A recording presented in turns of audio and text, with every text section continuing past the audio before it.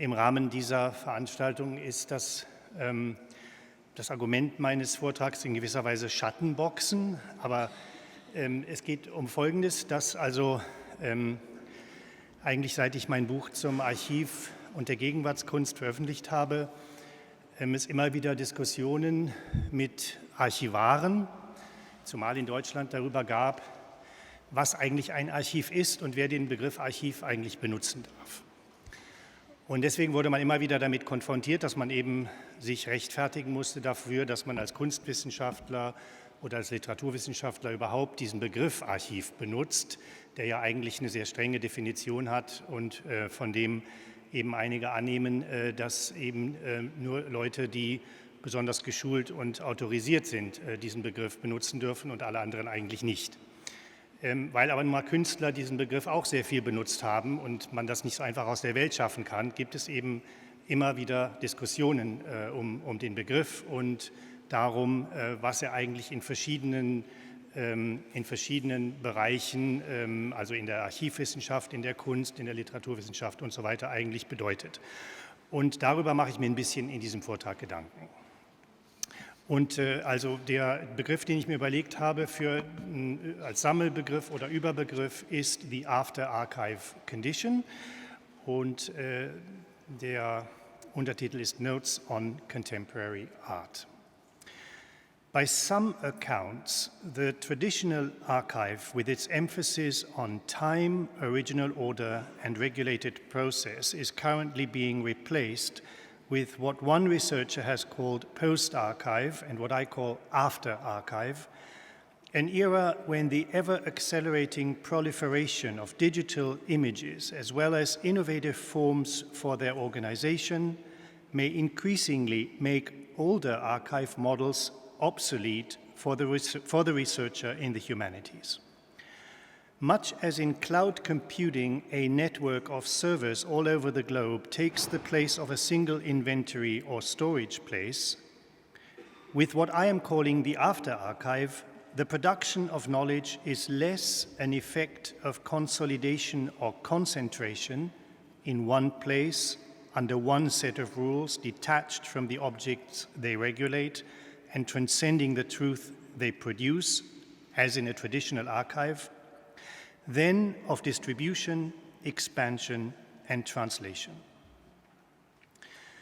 In contemporary art, the formal protocols of the archive, which in recent decades became one of the most successful artistic strategies on the international art circuit, now appear alongside new ways of working with often large accumulations of information for which the label archive may on occasion seem less than adequate.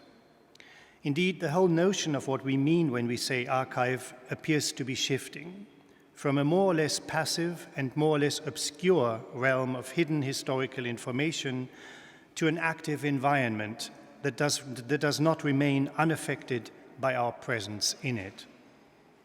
In the introduction to a recently published edited volume entitled Beyond the Archive, Research as a Lived Process, we read that the volume under discussion, quote, marks the change from reading an archive not just as a source, but also as a subject. That is, the authors understand archives, I'm still quoting, understand archives not as things, but as epistemological experiments, not as sites for knowledge retrieval, but as sites of knowledge production, unquote. This is close to what I have in mind when I say that our understanding of what an archive is, may be shifting somewhat. Of course, we may deplore the current inflationary use of the term archive, especially in art. However, to simply dismiss these archival practices, many of whom do use the term in ways that do not correspond to the academic definition of what an archive is or represents, would be to cling to a static model of archiving that ignores the important ways in which the archive, for artists, but not only for artists, has become a term of self-description. Rather than treating it as a scientific descriptor, it seems that nowadays we live archives, both our own and those of others, real ones and fictitious ones, And the claim to such sovereignty over the archive, which of course in many parts of the world is also an eminently political proposition, is one of the hallmarks of so-called archive art today. In other words, perhaps the continuing currency of the archive, for example, in but not only in contemporary art, cannot, should not be confronted exclusively with an insistence on a historically or technically specific, coherent archive model. Perhaps it is indeed the case that the archive today is less an object than a subject, less static than dynamic and performative, and less like a well-defined thing we confront from outside than an environment within which we move and operate, both archivists and archival producers all at once. Nowadays, what we might call archive-related activities seem omnipresent. Whether we file away an image on Flickr or in iPhoto, use a YouTube video, enter a chat room in a social network, or create a second identity through Second Life, we seem to always be within a space in which we process, collate, and collage or invent existing information and archives in order to create new ones. The result of such production is no longer an afterthought to the work we do or the lives we live. It is no longer where what we have created ends up after we are done, as in the classical archive, nor is it a storehouse of traces that remains unaffected by our traffic with it. We might say that the activities of producing and storing have now become so intertwined that it has become necessary to formulate a new theory of the archive that can take note of these developments.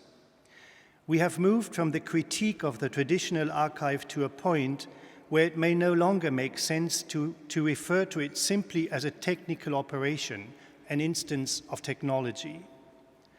If surely in one sense the archive is the domain of specialists, the famous archontes, with a knack for following established rules, it is now, on the other hand, fast becoming what one scholar has called a vernacular form of data storage, the domain of all those of us whose computers and smartphones make the production, collection, reformatting, rescaling, reuse, and redistribution of large amounts of images and texts, nothing if not a daily routine, no longer grounded in the past, but in the production of a present.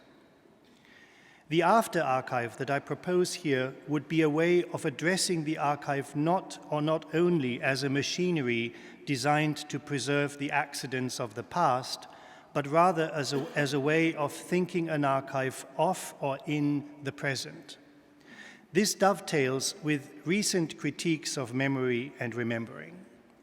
Thus, historian Jens Brockmeier and others propose replacing the kind of deep historical thinking associated with archives with a more horizontal model in which all temporal layering is considered an interface phenomenon. As Brockmeier writes, quote, "I make the case that the notion of memory, the very idea that there is a particular capacity that enables us to remember, to store, and to recall experiences and knowledge, and that in doing so constitutes an essential part of our existence, is in the midst of dissolving.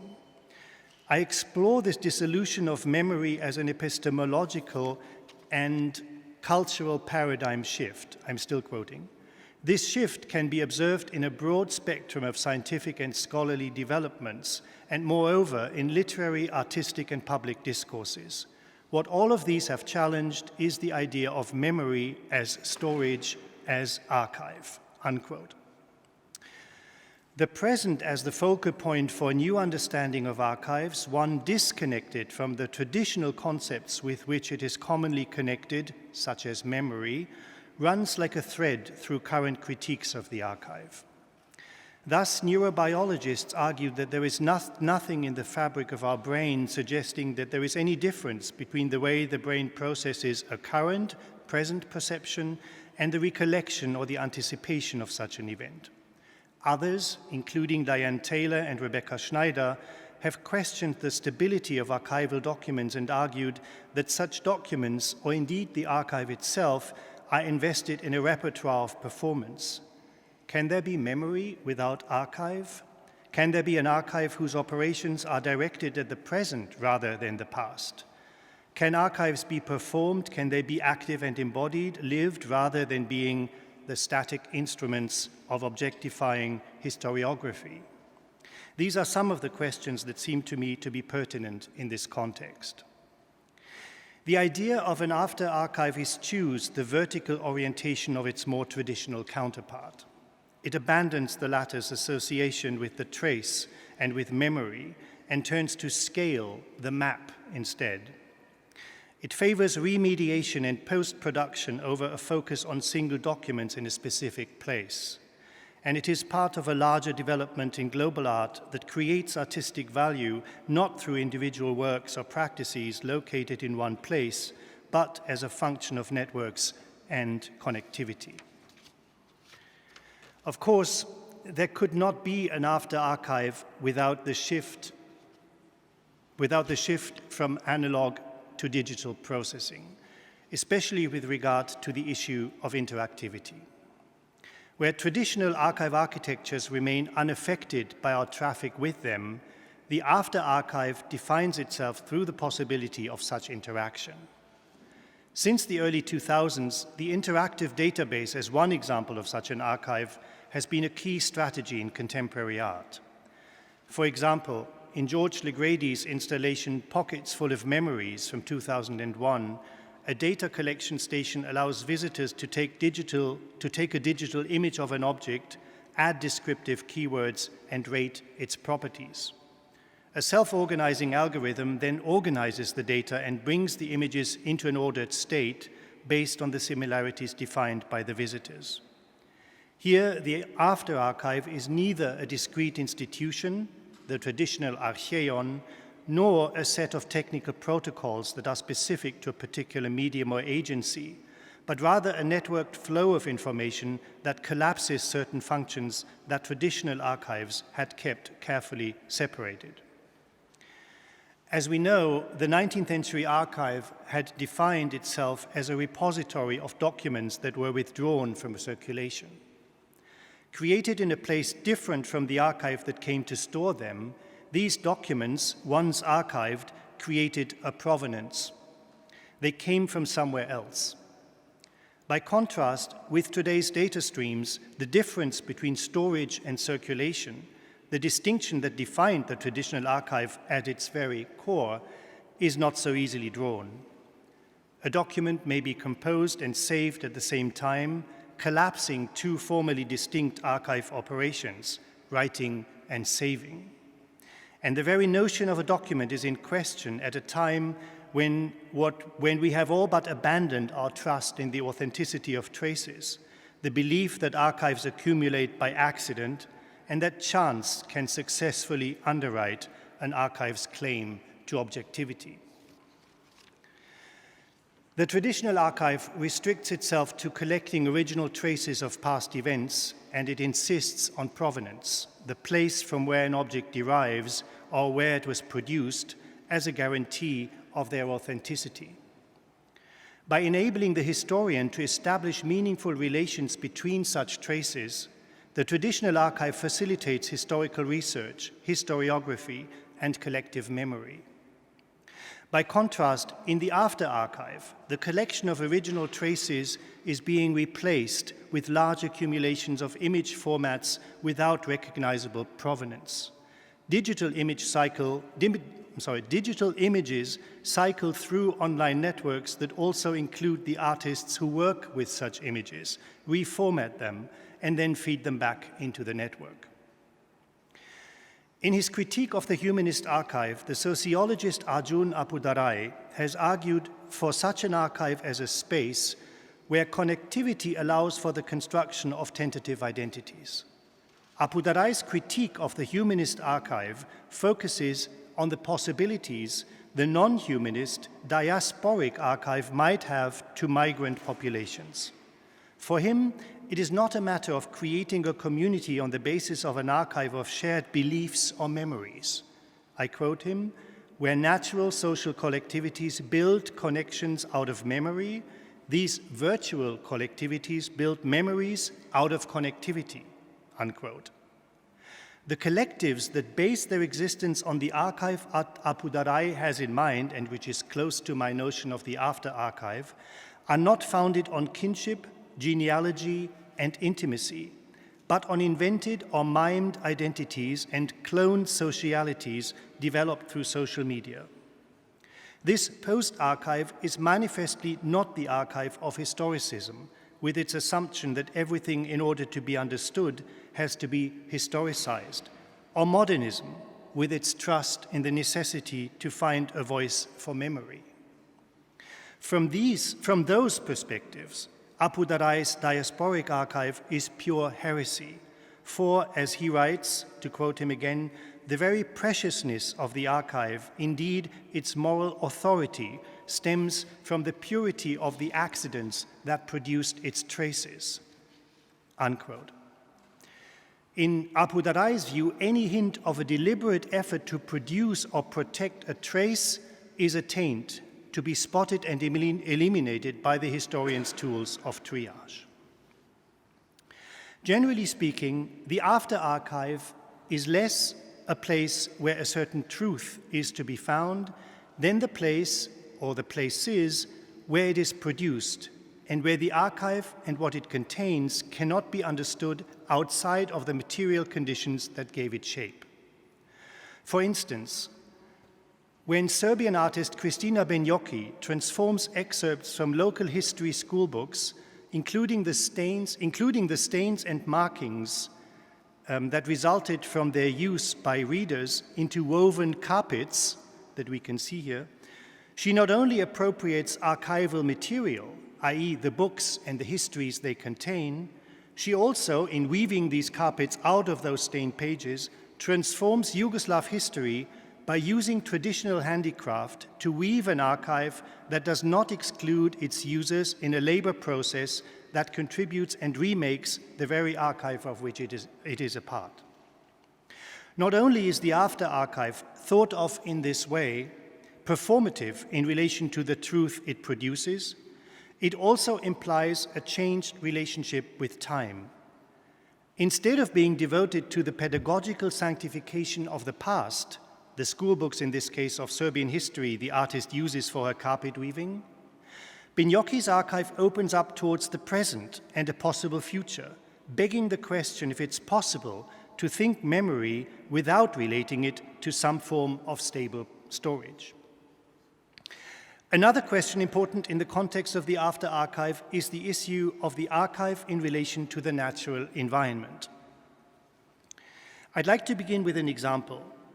Olafur Eliasson's Ice Pavilion, that many of you will know, from 1998, consists of a framework of 6 stainless steel supports and a shallow, curved skeleton roof with water being sprayed on the structure in temperatures below freezing. Over time, ice grows on the structure and creates a sculpture of intricate patterns of irregular icicles that constantly change according to the weather conditions. No archival site in the traditional sense of that term, no archeon, Eliasson's pavilion is open on all sides, and it seems to lack what we associate first and foremost with an archive, a storage function. There are no items, documents, objects stored within the structure, and nothing can be retrieved from it. And yet, we can measure the effects of the weather by studying the icicles and other crystalline structures that grow from the pavilion's metal support, and that form, over time, its walls. Unlike ordinary archives, Eliasson's pavilion is not a storage container for records from which it remains detached.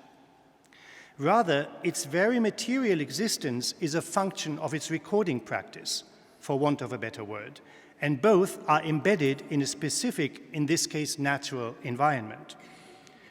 The archive, for want of a better word, here is part of an ecological infrastructure, yet in interacting with that infrastructure, it also creates its own.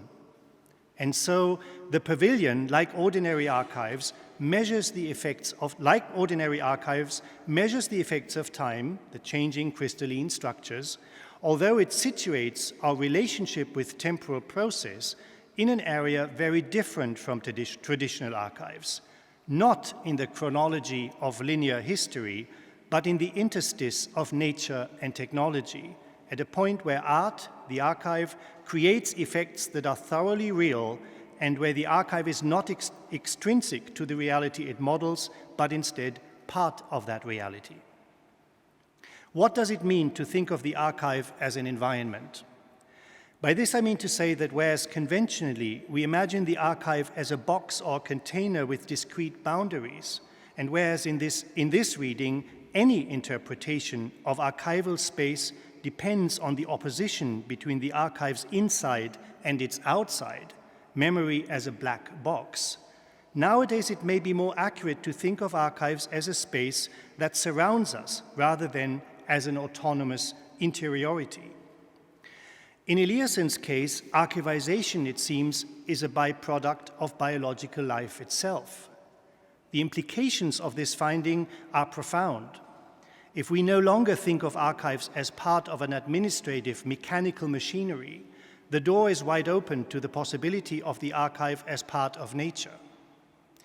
Here it would no longer be accurate to describe the archive as an instrument of memory, if by that we mean a force that relegates what is past to a confined space categorically separated, spatially and semantically, from the present.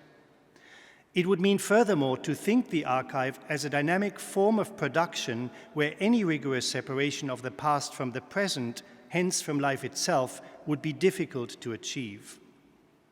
Of course, archives and biological life are commonly portrayed as opposites, because we tend to conceive the archive as a Kulturtechnik and hence in opposition to nature. However, the idea of a natural archive is nothing very revolutionary. Everyone is familiar with the rings formed each year by trees in the forest, or with the way in which geological formations can be understood as living records of their development over thousands of years. And indeed, from the point of view of the much talked about Anthropocene, such an opposition seems even more doubtful. As a geological epoch, the Anthropocene implies that the changes wrought by human beings in the natural environment in the wake of industrial and technological development, climate change for one thing, are no longer external to that environment, but have become part of it. This, however, means that we cannot study the history of the Earth without taking these man-made phenomena into consideration, as they have become part of the ecosystems we inhabit. And in that sense, perhaps, we must then also reckon with the possibility of natural archives, whose mode of operation suspends the inside-outside opposition on which interpretations of the archive have typically depended, and which function like a natural environment rather than as discrete mechanisms.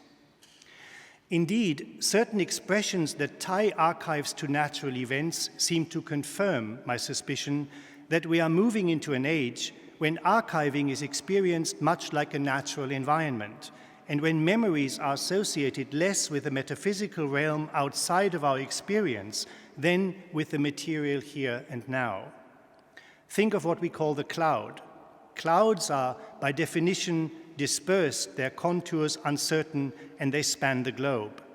As an archive metaphor, clouds presume that in the digital age, memory, rather than being a technical function, has become part of the natural environment that surrounds us like an atmosphere. Similar metaphors, such as data mining, disrupt the boundary between technology and nature even more forcibly. It is as if digital data had become a part of the geological formation of the Earth. In all these respects, in its relationship with the present, in the way it transforms the archive as a technology into a means of production, and finally, in its recalibration of the relationship between archive and nature, I am suggesting the after-archive less as a replacement of what we commonly think of as an archive than as its supplement, an invitation to think the archive out of the box. And as such, this invitation can surely also be a fitting motto for the Archive of Archives in Dresden. Thank you.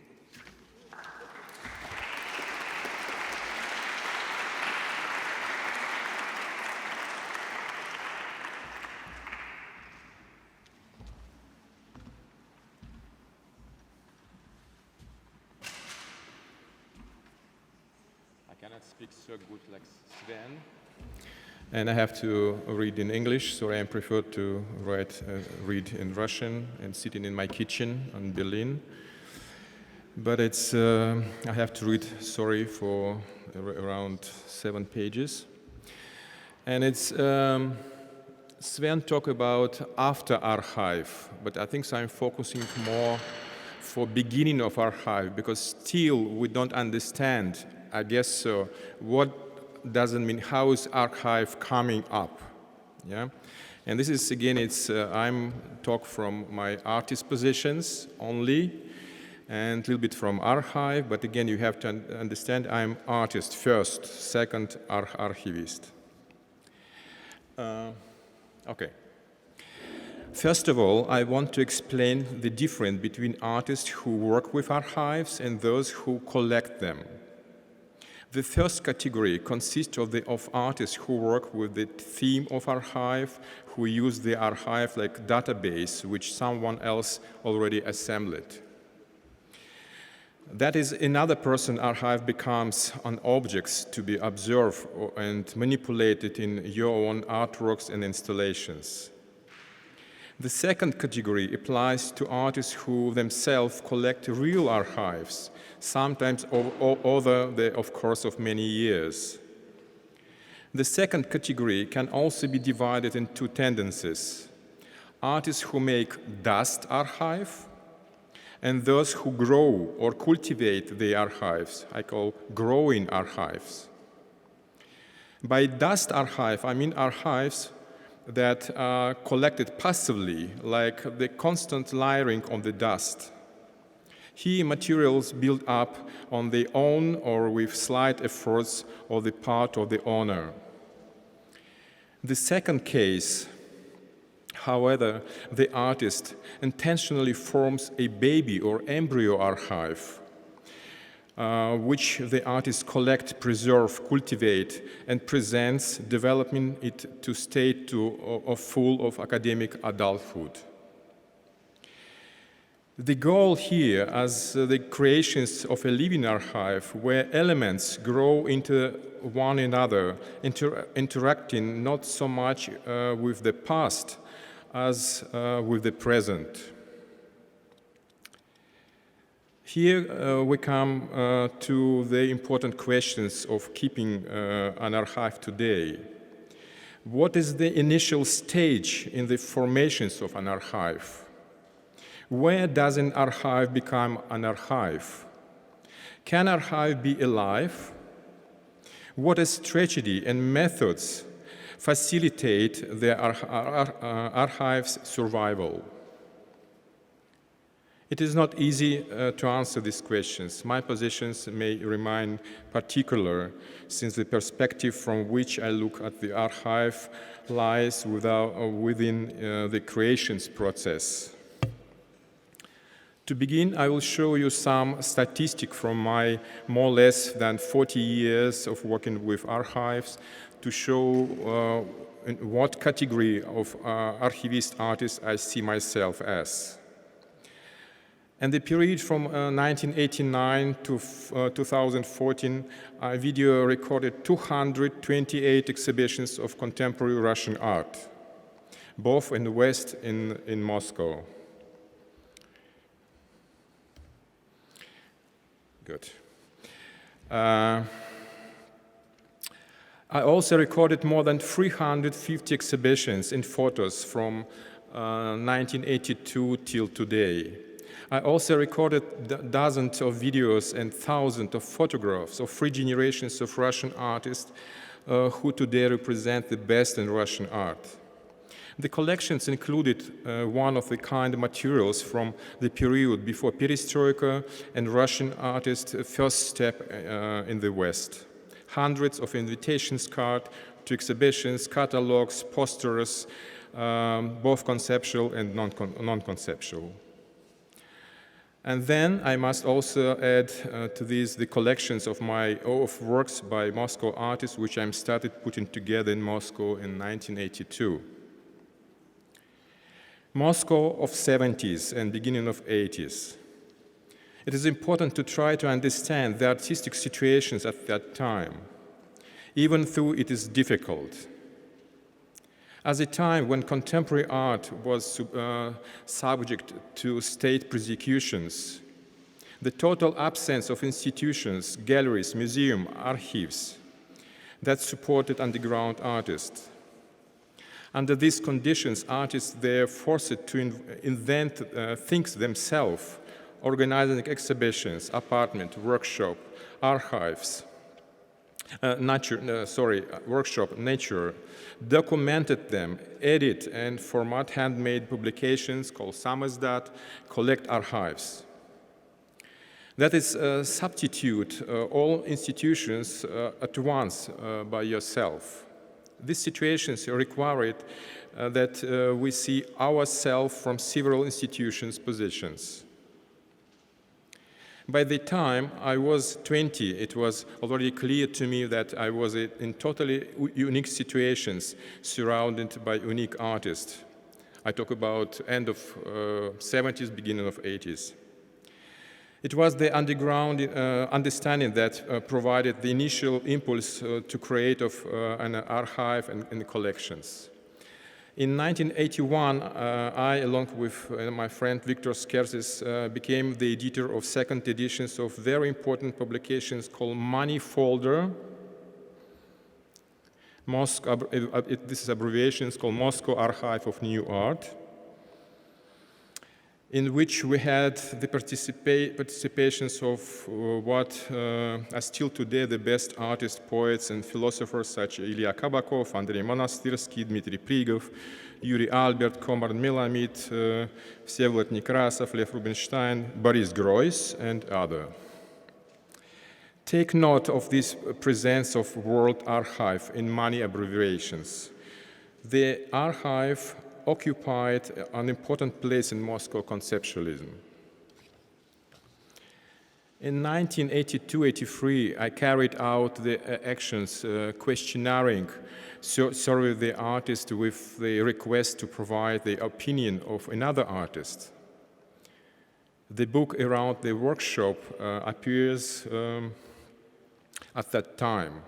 In collaborations with the photographer and artist Georgy Kizewalter, we visited many artists' workshops from 3 generations of Moscow artists, interviewed them, recorded it in film, and then published this as a unique handmade book with a small print run. It was essentially the circumstance of time and place what made it possible to understand what archives can be collected with a purpose and begin to be shaped at a point when archival ideas are just in the air.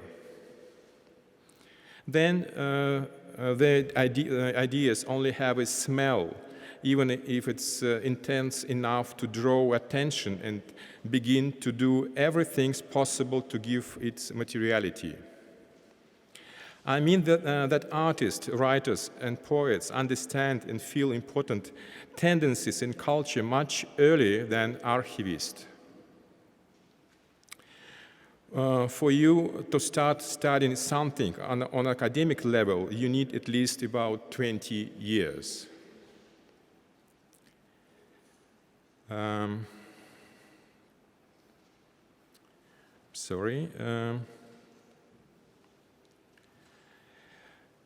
Today, however, distance between the birth of the archive and its descriptions is closing rapidly. This is an interesting aspect which scholars from the academic should approach cautiously.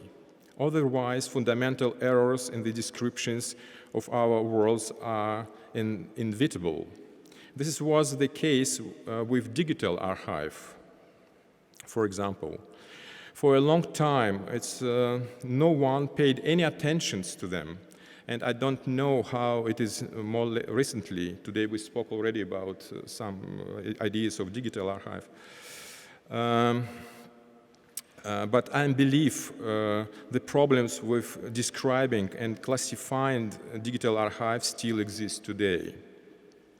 For me, there was never been any issue between digital and analog archives. I'm switched from the former to the late and middle of zeros, not only changing the devices I use it for storage, but also by starting to collect and preserve materials that had been considered worthless. I asked for permissions to copy or keep other archives. In 2008, I launched my website, Moscow Conceptualism, presented by Vadim Zakharov, for which I'm collected and then exhibit huge amount of materials online about Moscow artists. The site ran for more than 10 years, not now, provide extensive information in Russia and the West to anyone interested in Russian conceptual art. Last year, I exhibit part of this site at the Hamburger Bahnhof at the show Hello World Revisions of Collections, where I'm carried out a 4 hours performance in a gorilla costume while lying on the ground, almost motionless, inside of archival folder where the ground was scattering with printed terms of Moscow conceptualism. As you can see, the folder is open, so I could just get up and leave. But the performance demonstrated how the invisible border of archive function. They never release you from the framework, even if everything is open. The gorilla here symbolized the exoticism with which a little study phenomenon like Moscow conceptualism is often seen, but at the same time, the depressions of someone collecting an archive and doomed to live in its cage, repressing their own strength and emotion. An important question is how and when should we start presenting the archive? Since 1989, I have been collecting in video archives, shooting exhibitions, reading, presentations, strips, conversations of Russian artists in the West, and that is crucial. I began to show and record the materials, archive materials, within about 2 years, including them the materials in my own exhibitions. That means the time from the moment of archiving to displaying the archival materials was shortening to 1.5 years. In my personal exhibitions, last work through the Elysian Felder at the Kölnische Kunstverein in 1995, I exhibit video materials on and other artists which I recorded in 1993. In this show, I used the form of flowers. You can see this is podiums and monitors under these trees. Another example work is found in Aqua Zakharov from 1992, which I have shown at many exhibits and functioned as a symbol of the living archive. This is when the term living archive or dynamic archive appeared and became a new archival and artist tragedy. The living archive was based not only on the idea of reducing the space between gathering archival materials, processing them, and displaying them, but also the conceptions of the interactivity of elements, the dynamic transformations from archival status into the status of work of art and back again. That is model I present whereby the archive and constantly running away from forensic pathologist, traditional archivist.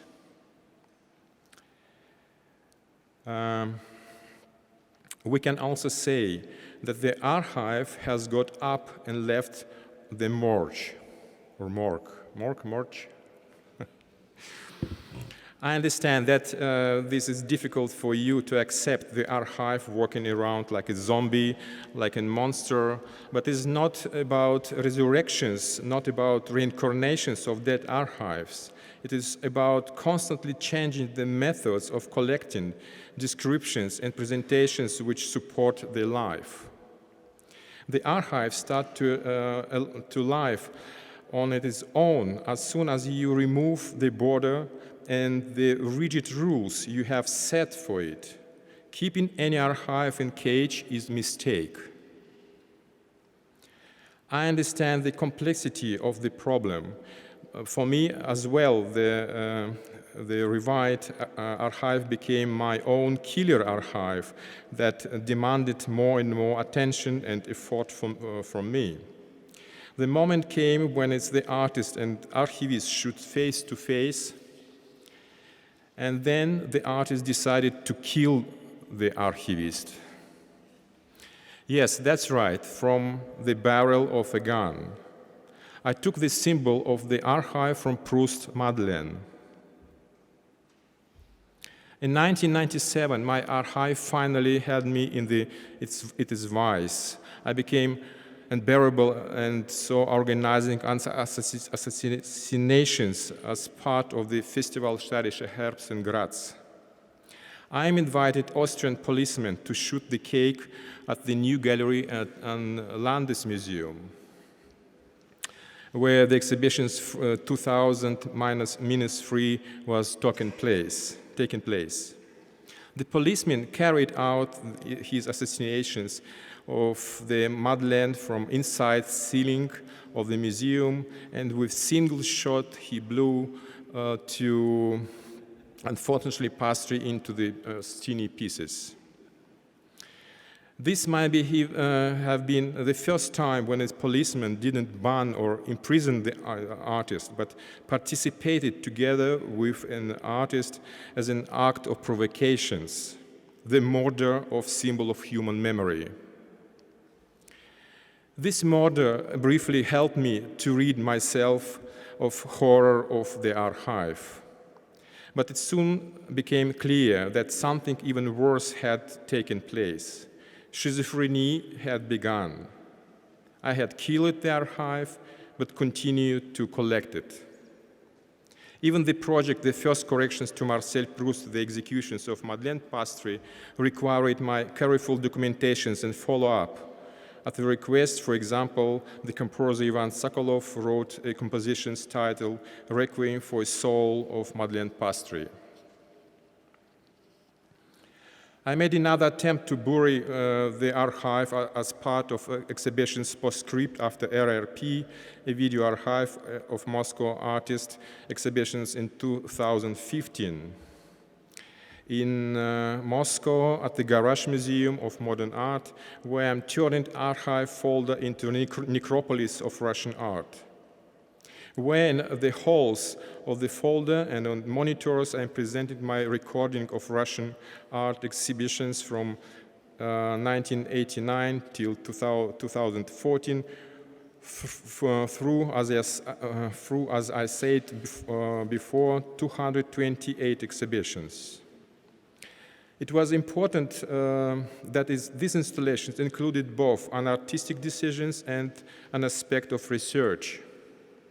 Many art historians came to the exhibitions only to watch rare video footage of exhibitions they had heard of but never seen.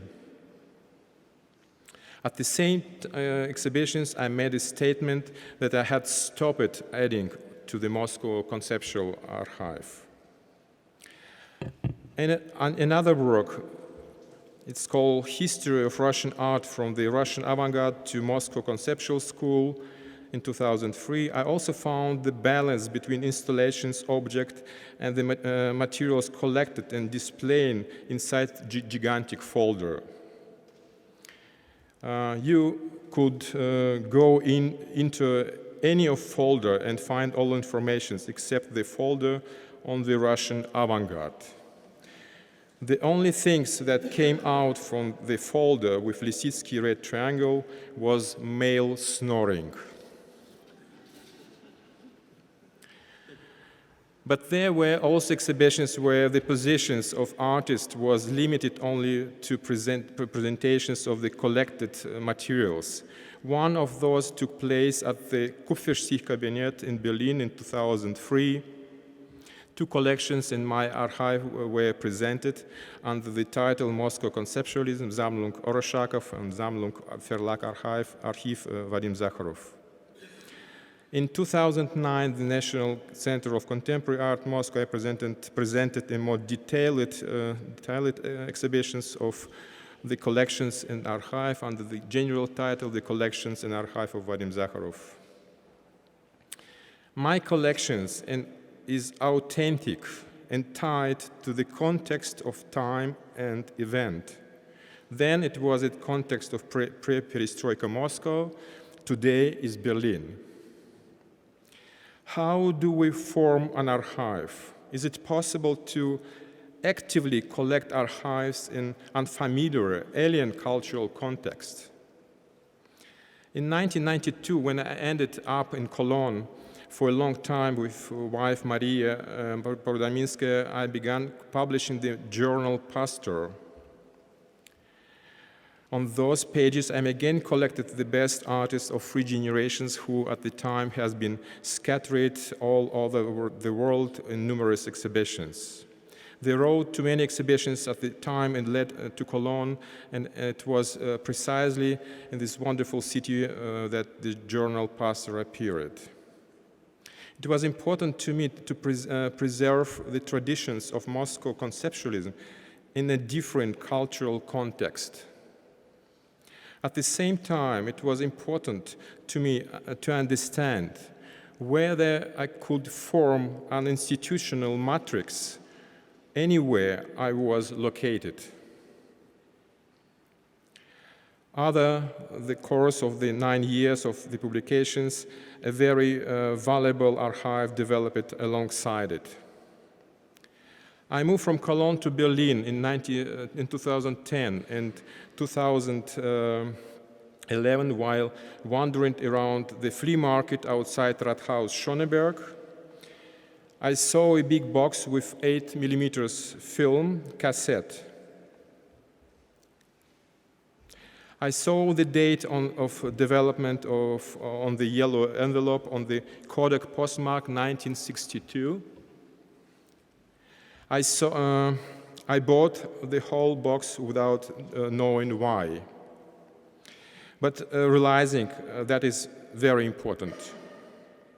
From that moment, I started to buy hundreds of family archives at flea market and eBay, mostly concentrating on footage made in West and East Germany. Instead of understanding German life through the words, I wanted to examine the culture that is foreign to me through the eyes of people living here. I did not treat them as art objects, as other artists or director already had, pulling something interesting or funny out of the old materials for the project. For me, the most important thing was filling a void in culture. After all, lifespan of 8mm format from about 1958 till 1985 is not a particularly interesting fact for historians, where no global historical events during this period in Europe. People in Germany just tried to relax after two World War.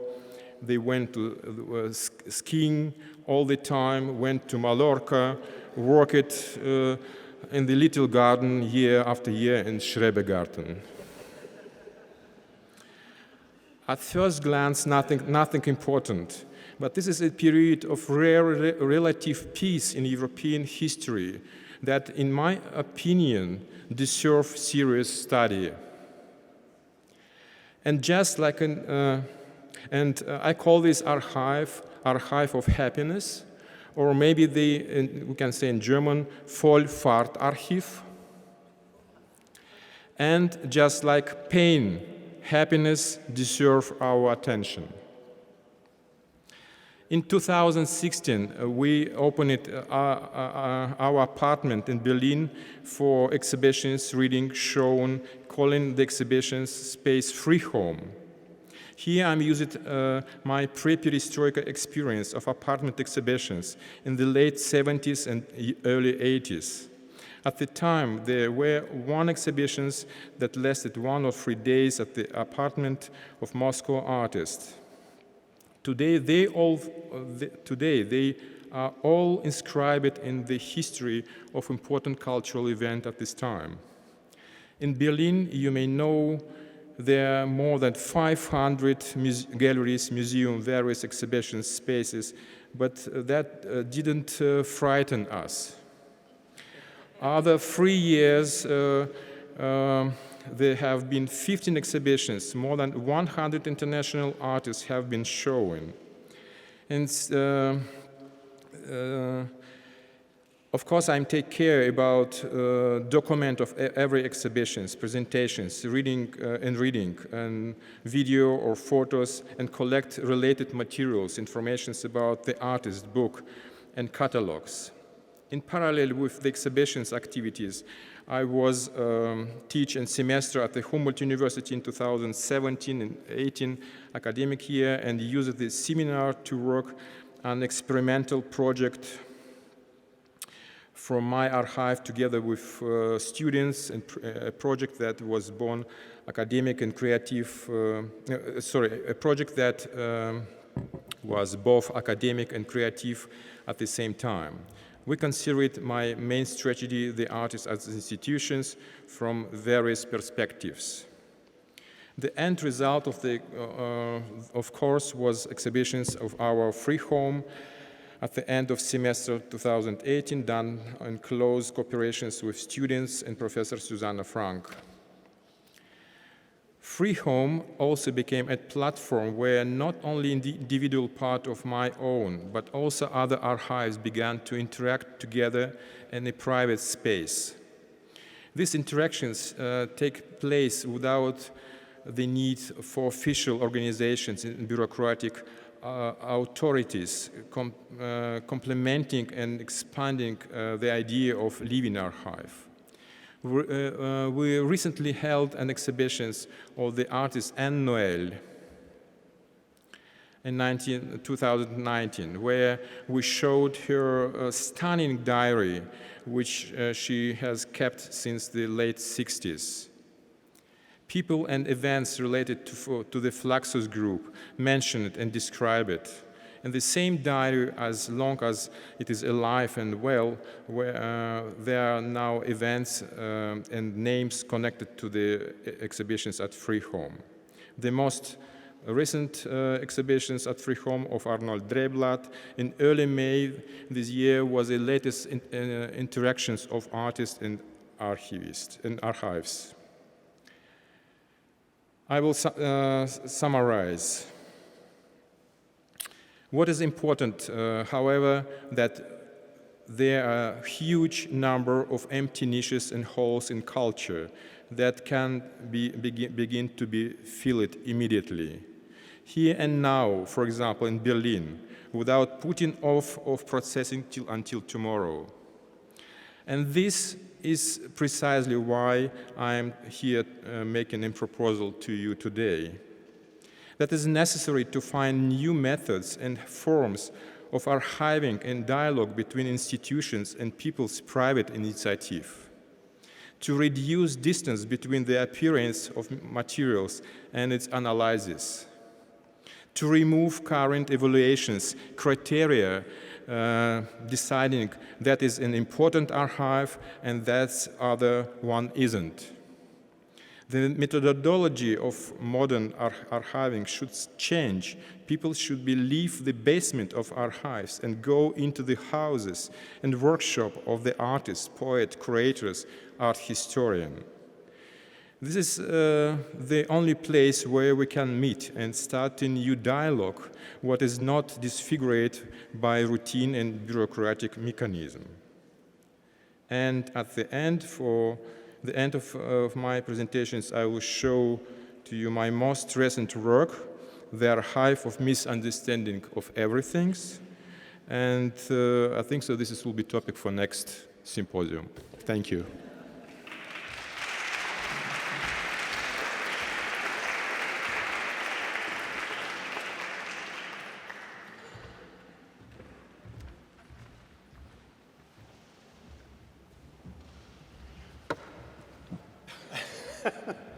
Hi, Vadim. So I think the idea is that we'll have a little short, probably discussion or conversation about some of the things that you so eloquently explained. And I have a couple of questions. So knowing Moscow conceptualism a little bit, I know that Moscow conceptualism was itself very archival, right? These artists, part of their activity had everything to do with making archives. So there is something paradoxical about creating an archive of artists who were themselves already archivists. I wonder if you could comment a little bit. But not so crazy like me. On that. Many artists in Russian scene, it was artists who collect archive, how I say they should be archived, because there was no institutions. Yeah? And of course, every Moscow artist from conceptual school collects some materials. But I'm a little bit crazy person in this perspective, and this is, of course, I have huge archive and spend a lot of time for that. But in any case, some artists continue collect this archive, yeah. Another aspect that I found really interesting about your talk has to do with the following. So I tried to explain my idea that there is a difference between sort of a horizontal archive and a vertical archive. So a vertical archive thinks historical. It goes back into time. It tells you something about what happened in the past. A horizontal archive can be an invented archive, maybe an archive who makes up an archive that doesn't really exist, but that nevertheless creates a tradition.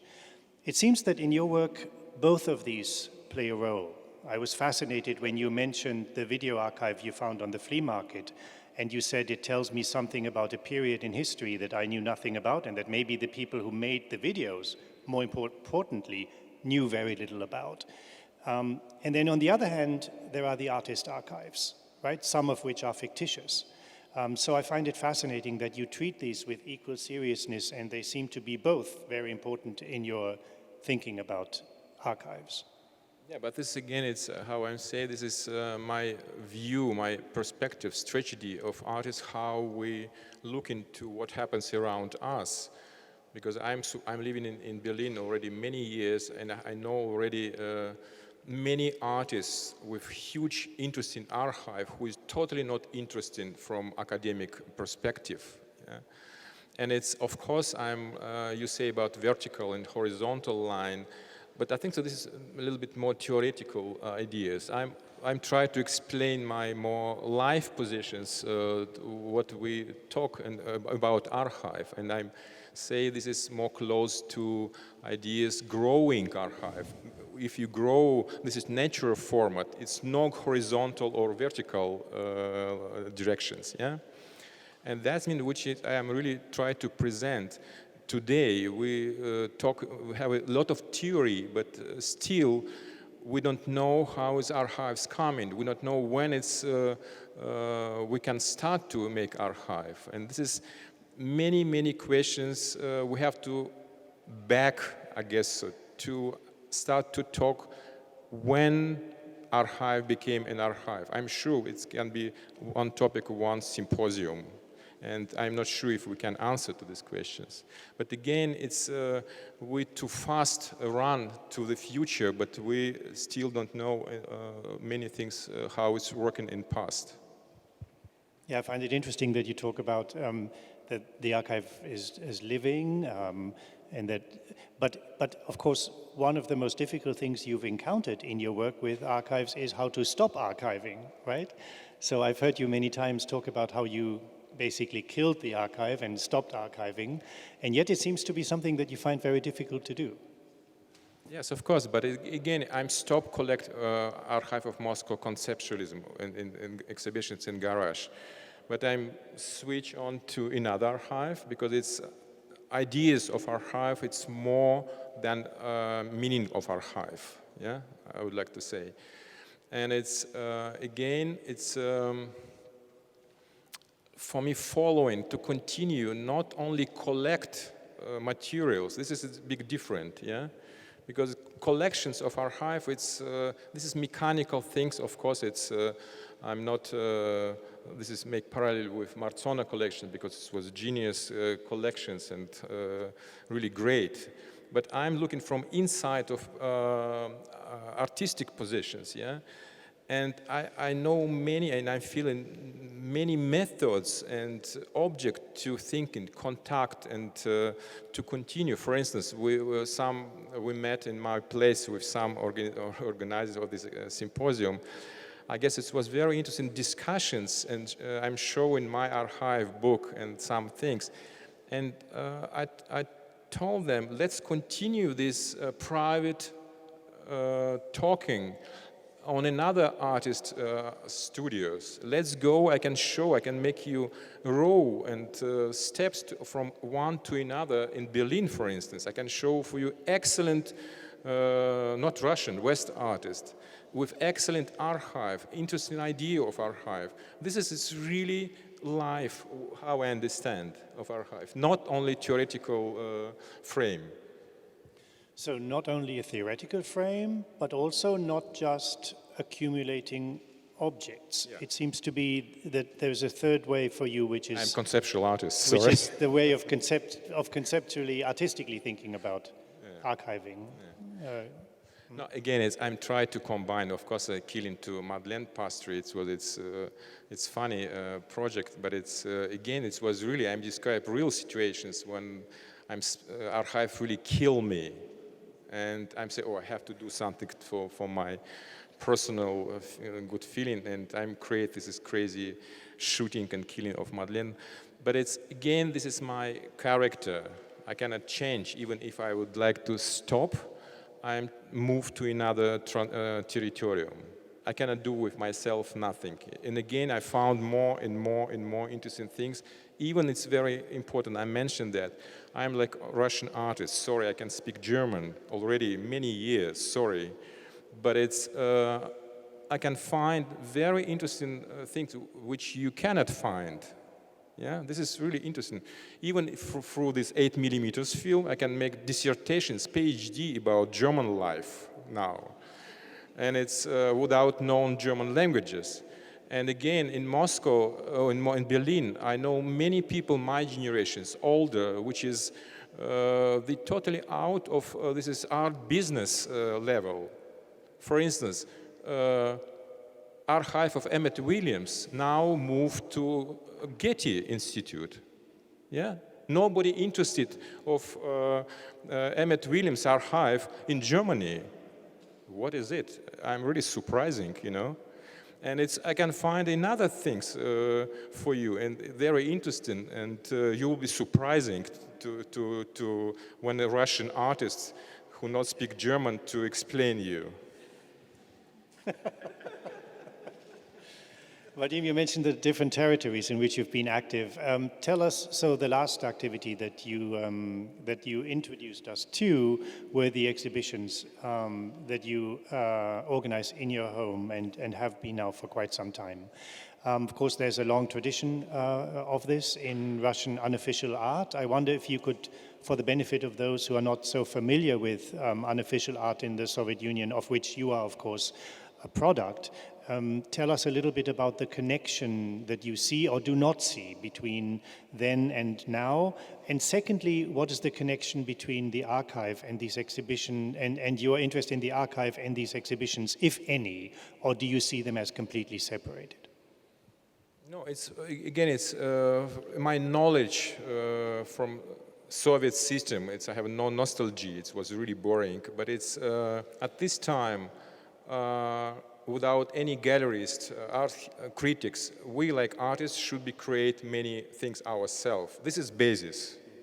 And this is basis I try to use in totally open territorium in the West, in Berlin, for example, yeah?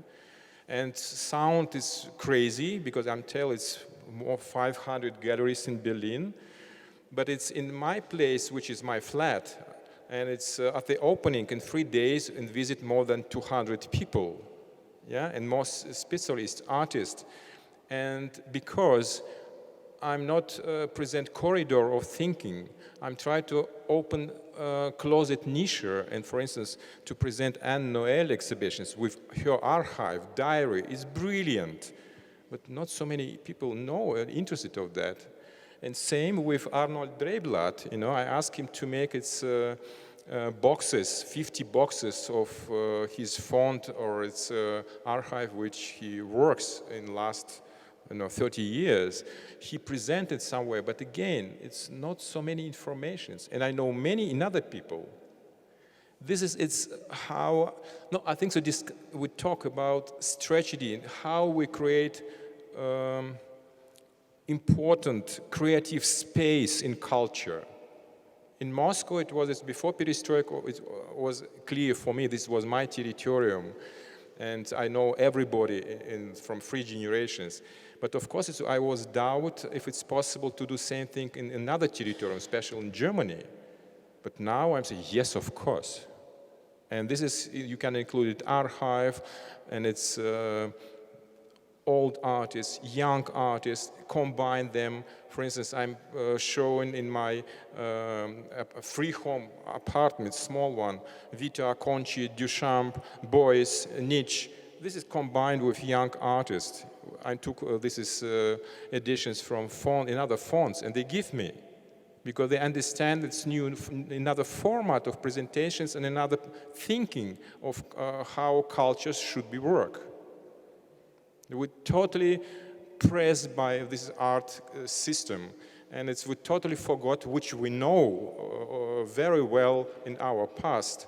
And for me, this is not correct situations, and I'm standing in very small territory of mine, and I'm trying to do something which is pleasure for me.